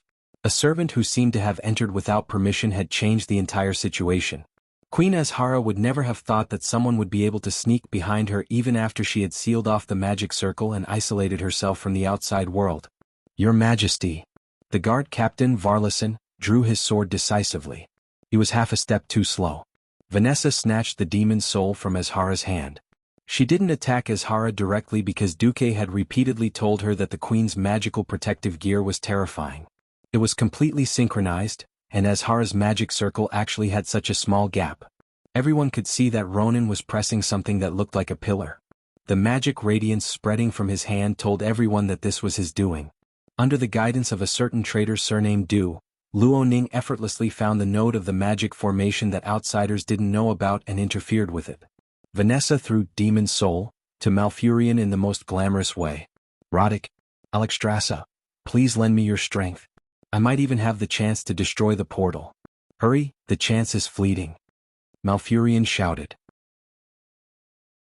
In the distance, the four dragon aspects, Luoning, Krasis, all the powerhouses of the allied army who could control their mana were offering their power. The colorful elemental light flew towards the tiny druid. At the same time, the lords of the Burning Legion also pounced over crazily, trying to stop Malfurion. All the powerhouses of the allied army, including Grom, pounced at the lords. They wanted to use their own bodies to stop the demon lord's interference. Everything was ready, and all they had to do was wait for Malfurion's final attack. If their last effort failed, none of them would survive. Malfurion's eyes flashed with the light of power. He directed everyone's mana towards the portal, where Sargeras had already dug a huge hole big enough for a Lord of the Abyss to pass through. Malfurion firmly believed that Sargeras, who was busy breaking the spatial barrier, didn't have the time to care about him. This made it possible to gather everyone's strength and take a risk. The mana of the powerhouses was too powerful, so powerful that Malfurion's mortal body couldn't withstand it at all. For a moment, Malfurion almost thought that his body was going to explode and die. However, it seemed to have sensed his will. This heaven and earth, this world, every creature, every plant began to lend their power to Malfurion. Silently, a pair of huge antlers grew out of Malfurion's head. It was the symbol of an envoy of nature, just like his master, the demigod Cenarius. They were extremely beautiful antlers. Malfurion felt that his mana had multiplied by who knew how many times in an instant. The enormous mana that had gathered in the demon's soul in his hand, which had almost crushed him and seemed as heavy as 1,000 pounds, was suddenly pushed forward. "Go back, Sargeras!" Malfurion roared, and an indescribably huge surge of mana shot towards Sargeras like lightning. Originally, they thought that Sargeras would be directly pushed back by this huge force. Everyone was wrong. The huge energy mass that was the size of a small mountain was actually blocked by Sargeras with one hand. Just the black gas on his hand was already stopping the energy mass from going any further. What was more terrifying was that the evil dark power started to envelop the energy mass. It wasn't hard to imagine that if Sargeras was given a few more seconds, all the efforts of the Azeroth heroes would be for nothing. No, almost everyone screamed in their hearts. Just then, a green figure fell into the portal like a meteor.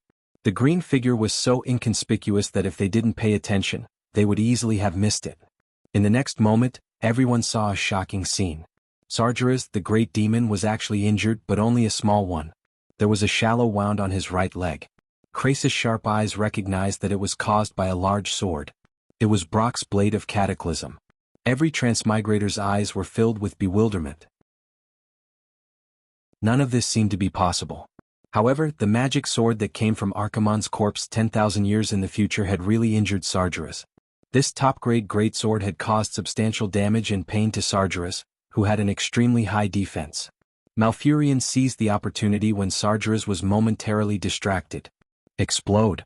He easily detonated the energy. Finally, at the position of the portal, there was an earth-shattering explosion. No, not just the portal. Even the branch of the Well of Eternity that was connected to the portal was affected. In less than half a second, even the entire Well of Eternity changed color. Not good. If this happens, not just the Well of Eternity but the entire planet will explode. In the sky, Isera's face was pale. Chapter 1064. On Earth, in the era of the most serious confrontation, the most serious would be Old Sue and Old Me throwing bombs at each other, turning the Earth into a nuclear winter. In Azeroth, even if the Well of Eternity exploded, it would at most blow up the center of the ancient Kalimdor continent. But when the huge energy was mixed with the spatial barrier in the portal, it wasn't a simple matter of 1 + 1 = 2. Back then, the Titans of Creation had put in a lot of effort to create this planet's spatial barrier. The spatial formation around Azeroth was not only a barrier that prohibited entry, but also a pillar that supported the planet's existence. It was like unscientifically taking the planet's core out of the atmosphere and wrapping it around the planet. If the planet's core was forcefully smashed from the outside, the planet would be finished. Of course, it wouldn't be so troublesome for the Burning Legion to just destroy the planet, but it would be much more troublesome to squeeze in and snatch the treasures inside. Malfurion detonated the huge ball of energy that crashed into the portal, causing the entrance of the huge vortex to tremble continuously. Then it lost its internal strength and the portal began to collapse. The edges of the portal that were burning collapsed one after another. As a fallen titan with supreme divine power, Sargeras still wanted to forcefully rebuild it with his powerful spatial magic. Unfortunately, it was too late. The situation had already gone out of control. Even with the power of the Titans, there were times when they couldn't do anything. Brock's sword had stunned Sargeras for a full second. It was that precious second that had stolen the victory of the Demon King. Despicable ant. Under Sargeras' flames, the old orc Brock, still smiling, was reduced to ashes. The long campaign had finally come to an end. The regret of not dying with his comrades had drawn a full stop on this ancient battlefield that had been 10,000 years since he was born. Brock, Grum cried, which was rare for him. Many of his comrades had died on the battlefield, but he didn't cry. Even when most believed that the tribe had perished, he didn't cry. But when this comrade whom he wasn't too familiar with, nor was he unfamiliar with, slashed out in order to save the world, the great Grom Inferno roared, and cried. His lacrimal glands seemed to have collapsed, allowing tears to gush out of his eyes and mix with the blood staining his face, turning his face into a mess.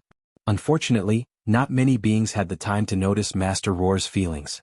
Because the situation was still very critical, Sargeras was unwilling to accept the fate of failure. He forcefully smashed open a part of the unstable space barrier and stepped out of the portal that was about to collapse. He wanted to force his way into Azeroth and repair it at the same time. His desire caused the spatial structure of the planet to become even more unstable. Just as the explosion of the portal began to spread, the Demon King found himself stuck in the portal, unable to escape. He couldn't escape and he couldn't retract his leg. He threw away the sword in his hand and punched the entrance with his fists, but to no avail. The passage between the two worlds rapidly shrunk until he was sandwiched tightly in the middle. Sargeras roared, his voice reverberating in everyone's hearts. I will not fail. Absolutely not. The portal kept shrinking and Sargeras seemed to be shrinking as well. He tried his best to open the passage, and under his immense power, the inside of the portal started to catch fire, bursting out with an indescribably terrifying energy turbulence. At the same time, this also caused a terrifying tremor that affected the entire planet's crust. We have to do something.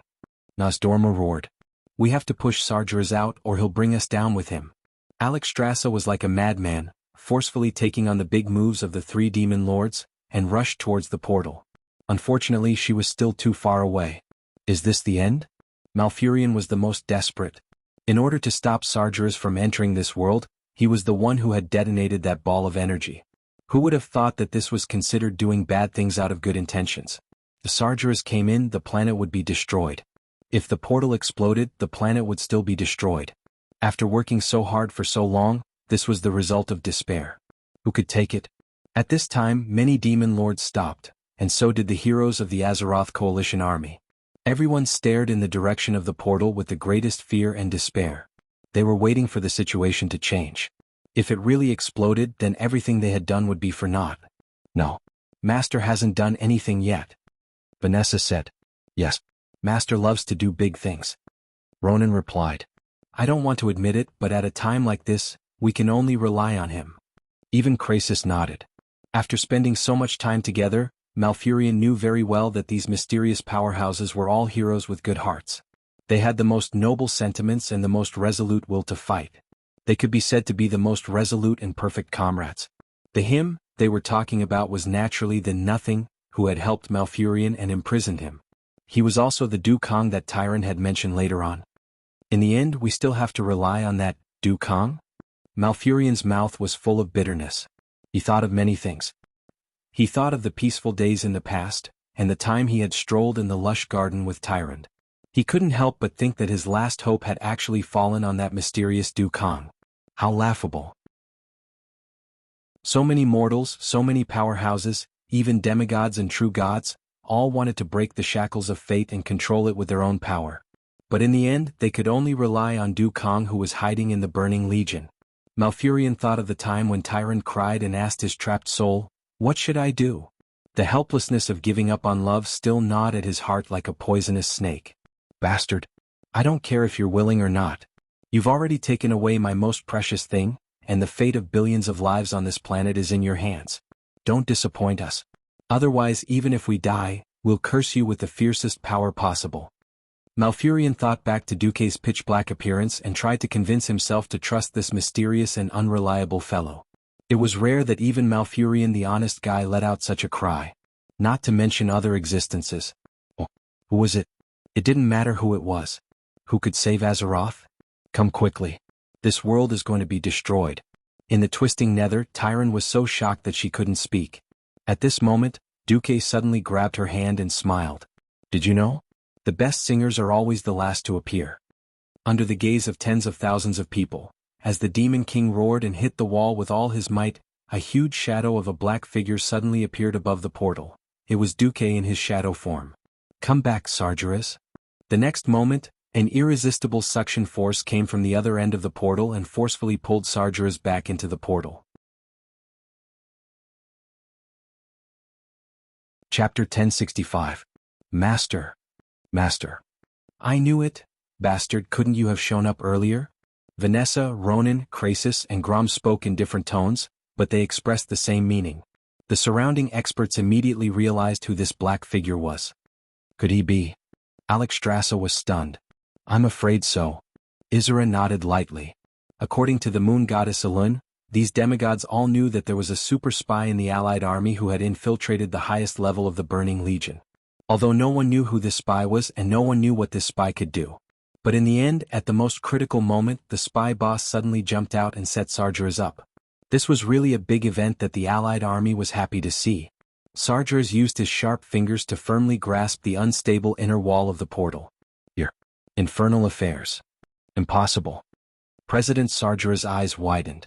He couldn't believe that the person who single-handedly sent Archimonde to Azeroth opened the portal to Azeroth for him, and did something that no Eridar warlock could do.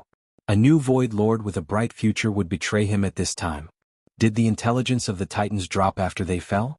Idiot, you don't understand the meaning of the pseudonym of infernal affairs. Duque smirked. Illidan and Malfurion noticed that a few long strands of dark blue hair floated next to Duque's image. Was Tyron beside him? The bitterness in the Stormwind brothers' mouths deepened. In the next second, Sargeras didn't disappoint the Allied army. He roared and was forcibly sucked back. The portal that lost its support began to shrink rapidly. But this wasn't the end. The powerful spatial fluctuations caused by the big explosion just now showed no signs of subsiding. Just when everyone wanted Duque to do something, Duque didn't disappoint them. Things have gotten out of hand. Looks like Azeroth City can't be saved. Duque looked distressed. Even though Duque was talking about something terrifying, the faces of all the big shots of the Allied forces were filled with unconcealable surprise. Previously, the planet could not even be saved. It could explode at any moment and everyone would be wiped out. Now, they were only going to blow up Azhara? Is this for real? If this was the price they had to pay for this world-shaking battle, then wasn't this price too light? No one dared to say that Duque could or could not do it. Every big shot raised their heads and waited for Duque to make his move. In the distorted void, Duque turned around with a smile. Oh, I told you that I would let you witness a miracle. Tyron still couldn't believe it. She felt like she was dreaming. How did the terrifying Sargeras get sucked back just like that? Du Kong isn't lying to me, right? It couldn't be a fabricated illusion, right?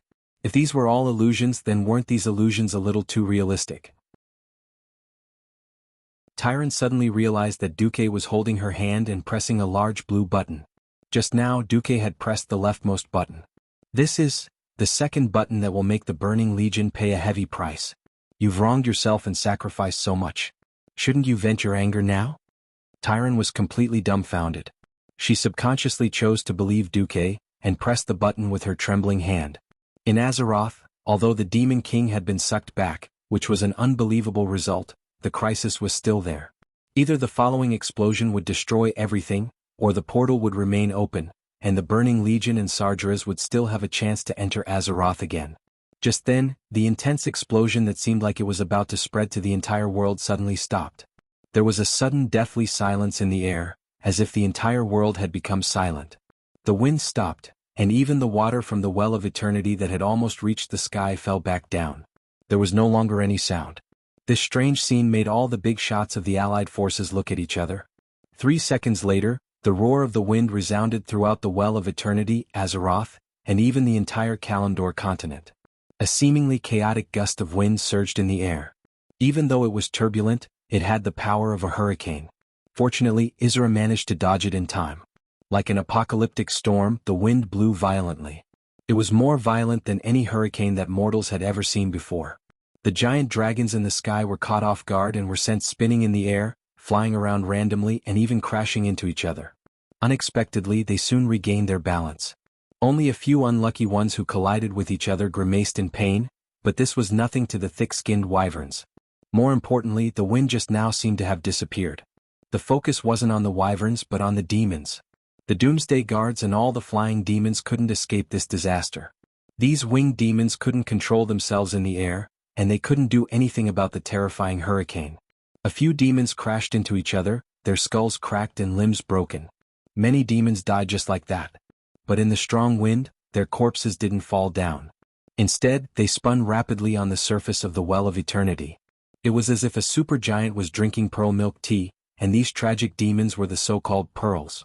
The next moment, the suction force suddenly increased 10-fold, then 100-fold. But to the giant dragons, this violent hurricane was like a summer breeze. They didn't feel anything at all. To their enemies, it was hell. They were in a mess. Tens of thousands of Doomsday Guards spun in the air, until the last one was mercilessly sucked into the portal. The big shots of the Allied forces were dumbfounded. They never imagined that there was such a terrifying spell or some kind of device in the world, and that it was specifically used against demons. The demons that were still breathing wailed loudly, just like the screams of the weak creatures they had destroyed and slaughtered. But it was useless. They were like scraps of paper in a wild storm, unable to resist this terrifying storm. Not only the air force, but even the ferocious-looking demons on the ground were sucked into the portal from all directions. At first, it was the smaller ordinary demons like the hellhounds, then the demon guards, and in the end, even the larger demons that weighed dozens of tons couldn't escape. The demons instantly rushed into the huge portal. In the eyes of others, their bodies began to distort and elongate like noodles. Finally, they became incomparably long, liquid-like things that were sucked into the portal. In the end, nothing could be seen.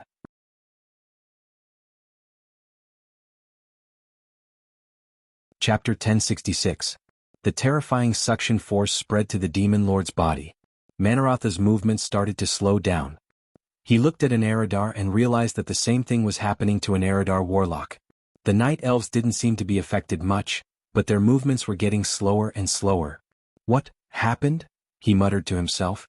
Manaratha's tail hit the floor heavily, trying to resist this force. Just as he raised his hand that was holding the double-headed greatsword, his eyes suddenly widened. His scaly fur was now translucent. He could clearly see the muscles and bones in his body, and they didn't seem real anymore. Impossible, the Burning Legion's vanguard said in a booming voice. Absolutely impossible. A huge force pulled him up and he felt like he was rising into the air like a balloon. Then, like a feather, he was sucked into the tornado-like crack in the portal. Near the city of Azhara, and even on the entire continent of ancient Kalimdor, every single soldier of the Allied army who was fighting a bloody battle was stunned to see this unbelievable scene in front of them. The demons that had been incomparably ferocious just a moment ago, wanting to tear apart everything in their way, were all sucked away. It was as if the enemies they had fought for months and sacrificed countless lives to resist were just a bunch of laughable illusions. Krasis, Malfurion, Alexstrasza, and even Elun, the goddess of the moon who had sent down her divine will, asked the black figure standing above the crack in the huge portal. What did you do? Me? I just changed the incantation that Enzoth taught me, sucking away most of the creatures in Azeroth, and only sucking the demons into the twisting nether. Duque, who had just done something earth-shattering, seemed extremely calm. You will pay the price. I'll remember you. The will of an ancient god flashed before disappearing. Almost everyone's heart skipped a beat. As expected, these evil fellows never gave up. However, to be able to change the incantation of an ancient god, where did this Dukong come from? One had to know that in this era, there weren't many existences who understood the ancient god's incantation, unless they were evil cultists hiding in the dark. Speaking of which, this guy really doesn't have any psychological burden at all. First, he sold out the Burning Legion, then the ancient gods. He was so daring and reckless. I really don't know how to describe this crazy and outstanding spy. At this moment, the teleportation gate was slowly closing. Unfortunately, the well of eternity that had calmed down for a while began to boil again. Duque said, I'll leave this place to you. I need to work on the twisting nether. What are you doing? Isra asked loudly. Duque revealed the most mysterious and incomprehensible smile. It's rare for me to have such a powerful weapon. How can I vent my hatred if I don't get rid of the Burning Legion? Don't worry, after this, I guarantee that the Burning Legion will not be able to invade Azeroth on a large scale for at least 10,000 years. 10,000 years? What kind of joke was this? Being able to maintain peace for 100 years was already a miracle. Moreover, the main force of the Burning Legion had only been forcefully dragged away, not destroyed. What right did this Dukong have to say such big words?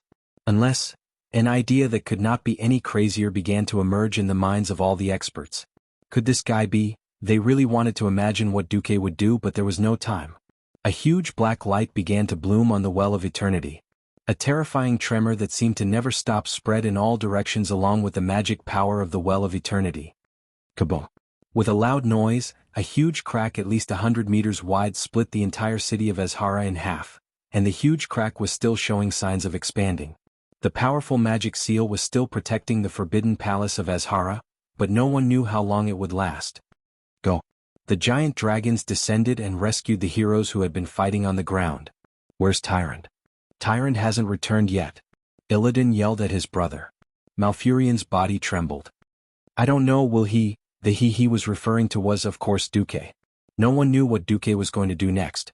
Sitting in the control room of the twisting nether, Duque gleefully tapped the beat and hummed an unknown tune. He sensed the situation outside and even had the mood to tease Tyron. Tyron was so scared that her heart almost jumped out of her chest. Even her body was trembling. Don't worry. This is a super long-distance interstellar teleportation. Even Sargeras, who was the first to come back, would need 5 minutes and 18 seconds. I also specially chose the slowest spatial tunnel for him. If I'm not wrong, he will come back with his subordinates. What if we're discovered by the demons here? Tyron couldn't imagine how the hundreds of millions of demons here would react if they found out that she and Duque were doing this. It's fine. I've already secretly blocked all spatial communications here. I have enough time to do whatever I want. What was audacity? This was audacity to the extreme. Although every hero must have a big heart, but to have a big heart like Dooku, it was truly unheard of and unheard of. Tyron felt a sense of excitement. It was a thrill that she had never felt in her thousands of years of life, from her childhood to her teenage years to her youth. Illidan was very good to her, and so was Malfurion. However, she had never felt such a taboo excitement from these two childhood friends.